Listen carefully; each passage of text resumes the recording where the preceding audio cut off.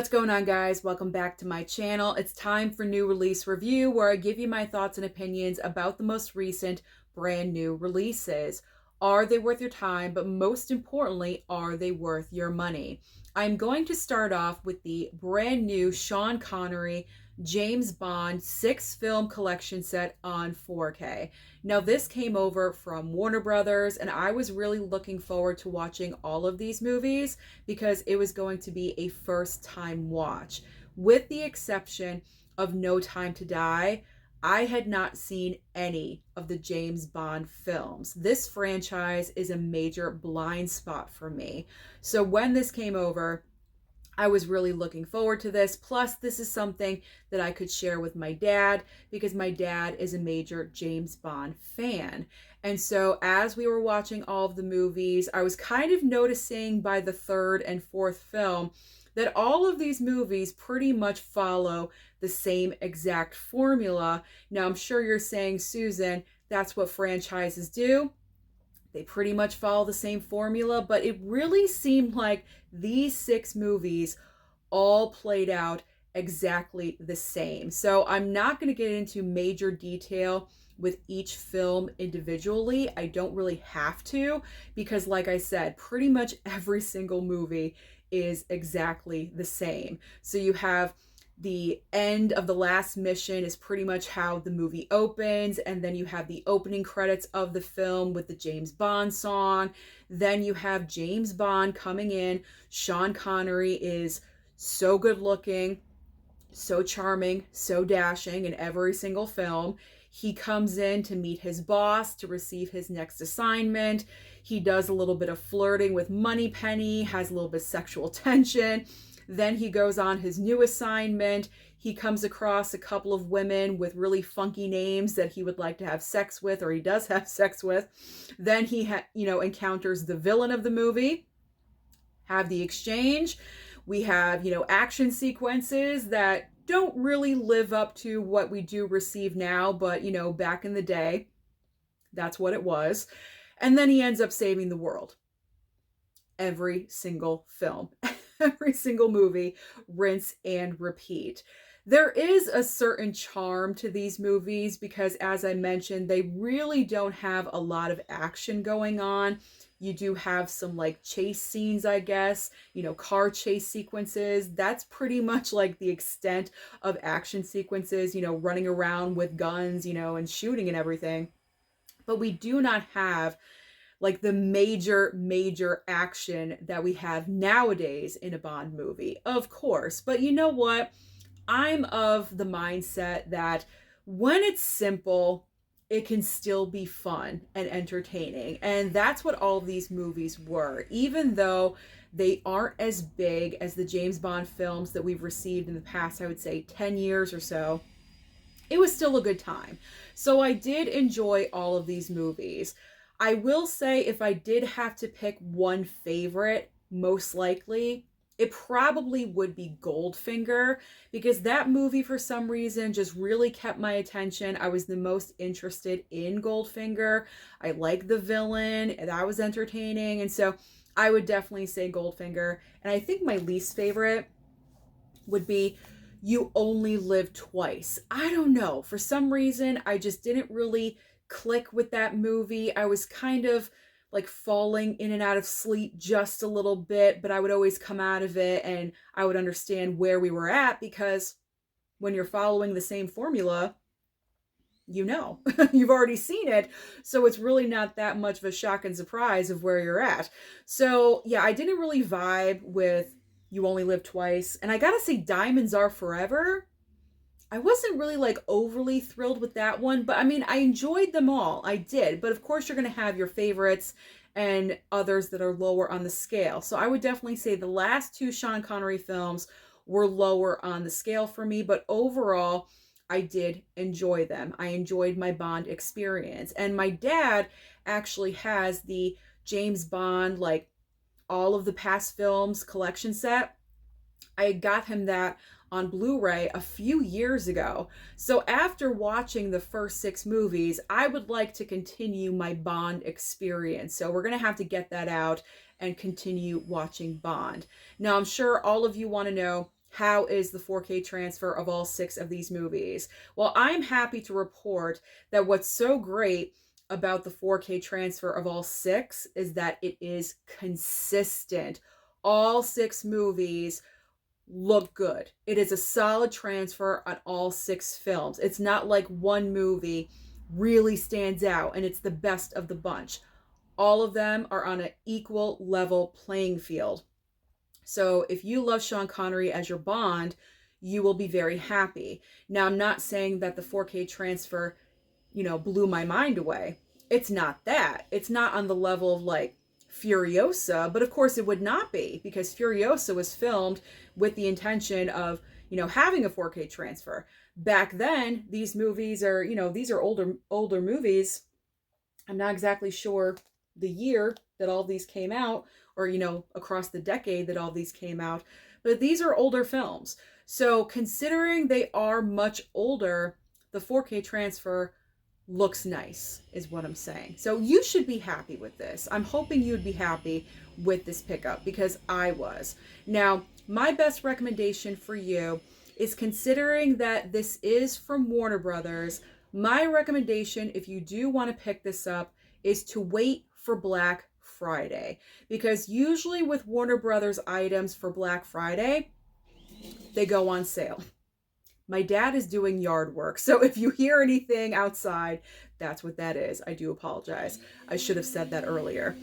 But Black Friday deals are a great time to pick up collection sets like this. And like I said, Warner Brothers usually has their items go down during Black Friday. So I think this collection set, is $100 regular price, somewhere around that. So I'm thinking Black Friday, it would probably go down at least 50% to like $50. And that would definitely be worth it. That would be less than $10 of 4K. So I do recommend, if you're, like I said, if you're a major fan of Sean Connery as Bond, you're going to want to pick this up, because this is the first time all 6 of these movies are available on 4K. So wait for that Black Friday deal. Wow. It will happen. It will happen. All right. I apologize about the noise. All right. Let's move on. I'm going to try to focus in and concentrate. So the next item, new release that I watched, is also from Warner Brothers, A Working Man, starring Jason Statham. Now, you guys know I love Jason Statham, so whenever a movie of his comes out, I am there at the theater watching it, even though, as I mentioned, with repeating formulas, Jason Statham is very much known for starring in movies that pretty much has recycled material. But in A Working Man, he plays a guy that works for a construction company, and he gets along very well with everyone, in particular his bosses. And so the boss's daughter gets kidnapped for human trafficking. She's out for a night with her girlfriends, and unfortunately she gets kidnapped. She never comes home. And so his bosses know that he does have like a military background, so they want him to go to find their daughter. And he doesn't really want to do it because he's, moving on in life. However, he has his own daughter in the movie. So because of that, he thinks, well, what would I want for my daughter? So he ends up searching for the missing girl, and David Harbour is in the film. And that was one of my negatives about this movie, is that David Harbour is in this film, but he's so underutilized. He's maybe in 2 or 3 scenes tops, and it's not even very long, but he plays a former associate of Jason Statham's with the military background. I would have wanted David Harbour to go along with Jason Statham. I thought that would have been pretty cool, but there is something affecting David Harbour in the film where I guess obviously that's not realistic. I'm not going to say what it is. You'd have to watch the movie. I don't want to spoil it for you, but that's something I would have liked to have seen. But overall, I enjoyed the movie for what it was. It's definitely not perfect. One aspect about the movie that I did enjoy is that the girl that gets kidnapped, she's not like just the victim. She's a fighter. Anytime she has an opportunity to either run or get away, she doesn't even hesitate and she's out of there. She's not making like the stupid typical mistakes that you would think that a young girl like that would be making. She's a fighter and she wants to get out of that situation. So I really liked how her character was written. Now let's get to the script, because the script, unfortunately, is the worst part about this movie. And I say that with a very heavy tone because Sly Stallone co-wrote this movie along with the director David Ayer. So that was extremely disappointing because I expect just a little bit better from you, Sly. I am a little bit disappointed because there are moments in the movie where it's like, really? And you kind of throw up your hands and you're like, what the heck's going on? Why are we doing that? You know? But overall, I enjoyed the film for what it was. It's like an average 3-star Jason Statham movie. It is definitely not perfect. It has its flaws, but is it entertaining? Yes, it is. Yes, it is. So I'm happy that Warner Brothers sent this my way.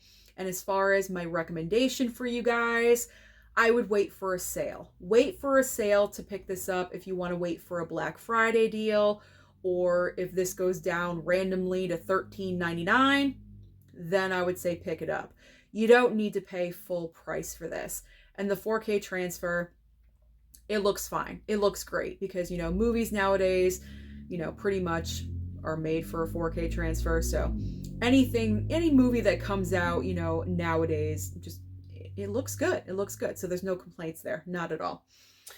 All right. Average working man. All right.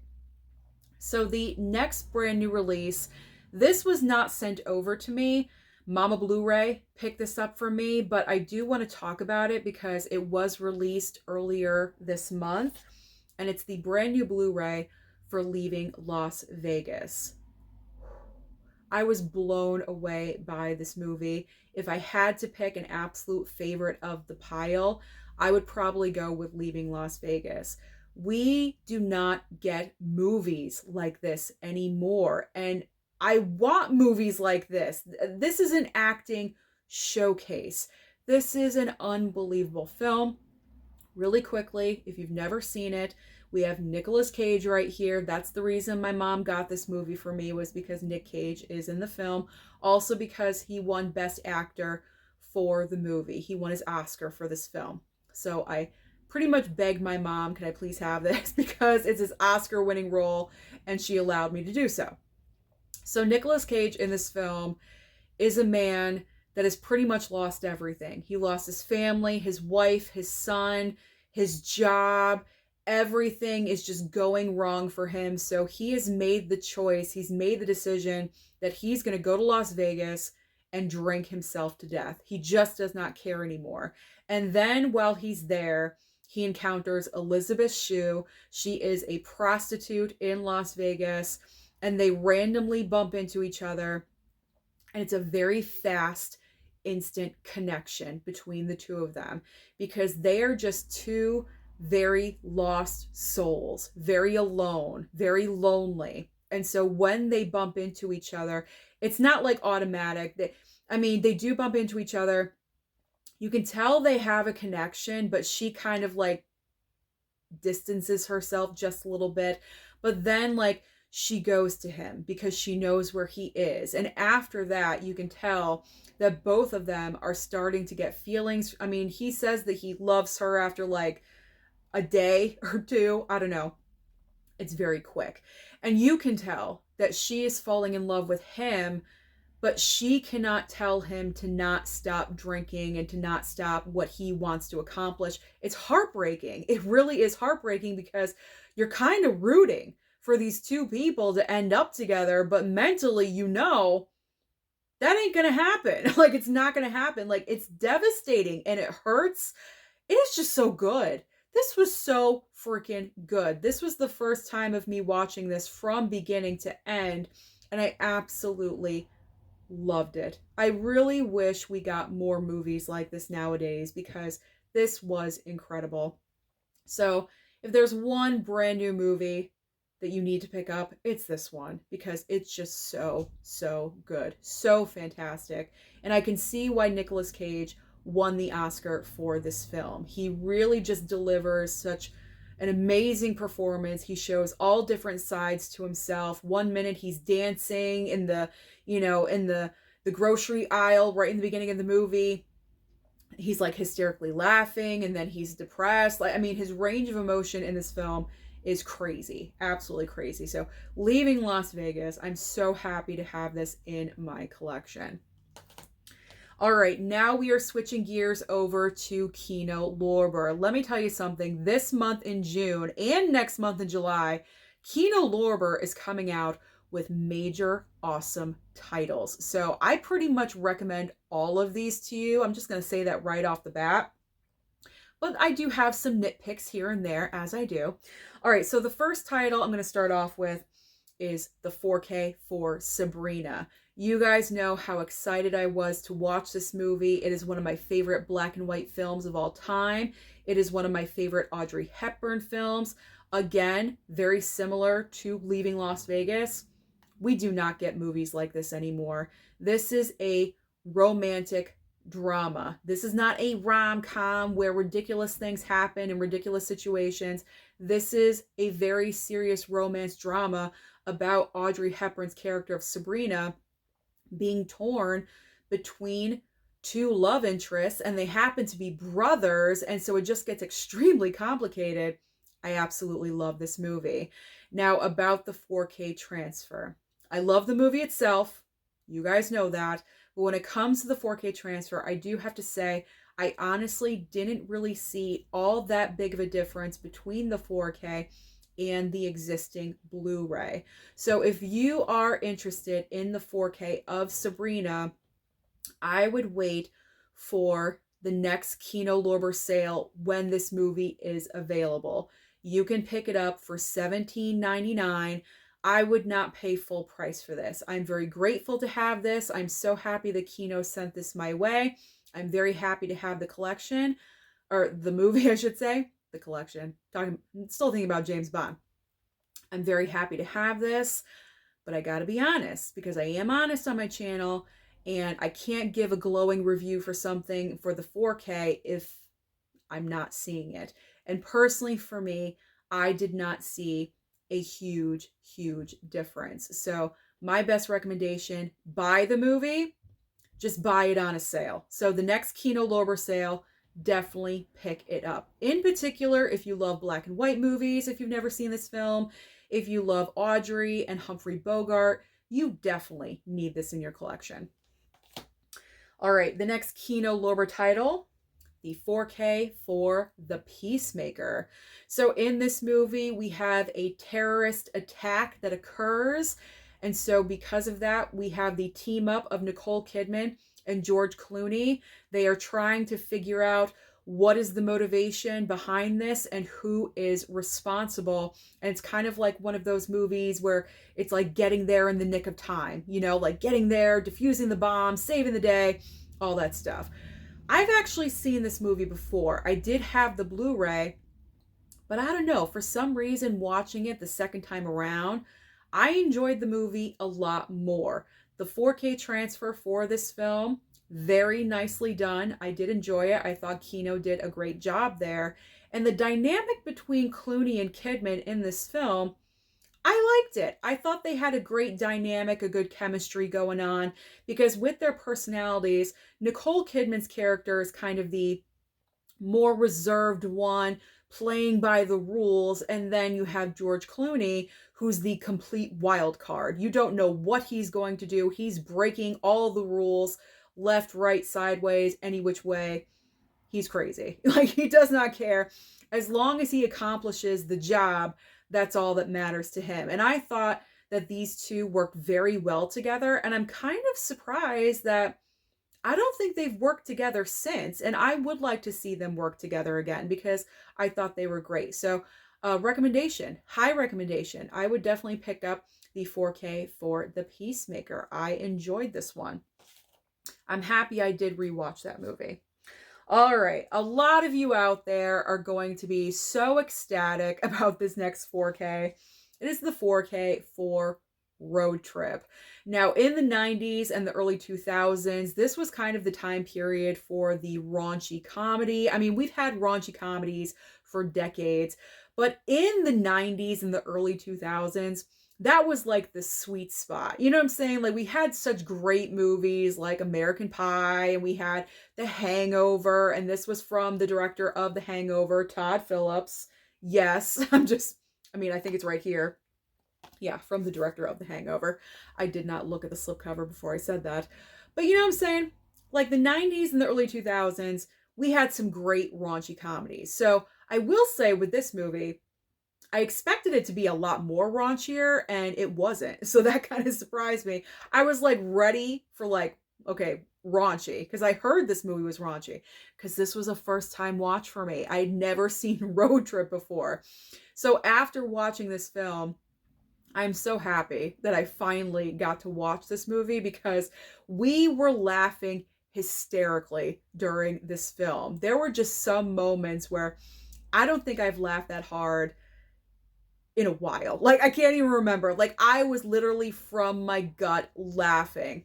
It was just so funny. Really, really enjoyed this one. I can't even believe that this was the first time that I've ever seen Road Trip. So this was awesome. And I love the fact that Kino Lorber, as I've said before, and I'll say it again, Kino Lorber is embracing all of these comedies, these classic comedies, and upgrading them with 4K releases. I just think it is fantastic. And speaking of the 4K, this transfer is the best of the bunch. It looked fantastic. So don't hesitate with picking up Road Trip, because it looks amazing.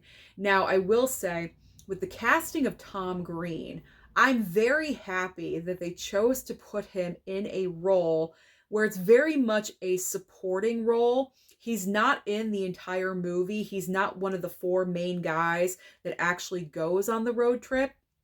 And I'm very happy about that, because when it comes to Tom Green, I can only take him in like very limited small doses. And so I don't think I would have enjoyed the movie as much if he was one of the main four characters on the road trip.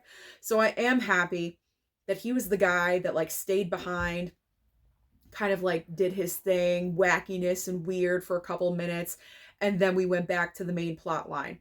Very smart decision. I will say that, because if he was one of the main guys, I don't know. My opinion probably would have been different about the movie, but loved it. Absolutely loved it. Looked fantastic. Pick it up. Don't hesitate. Awesome, fun, good time. The final movie and the final 4K I'm going to talk about is Mouse Hunt.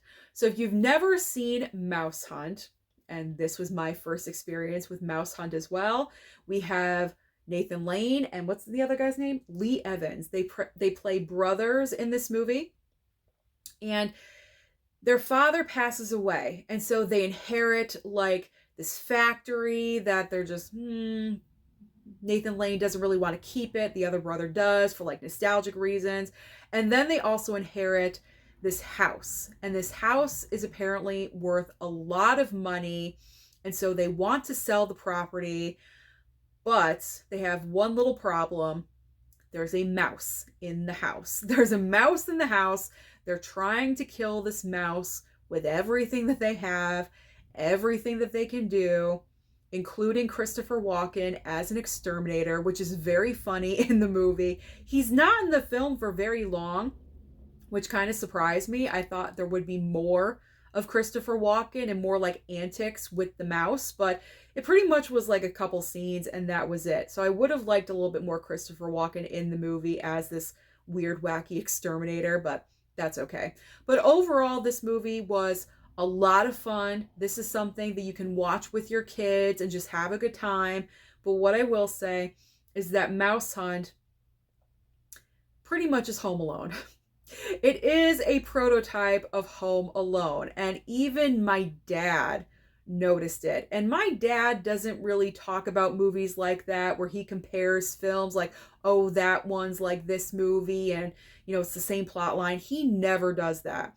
But there was one point while watching this film last night where he and I, after a certain sequence, he turned to me and he's like, "Doesn't this seem like Home Alone?"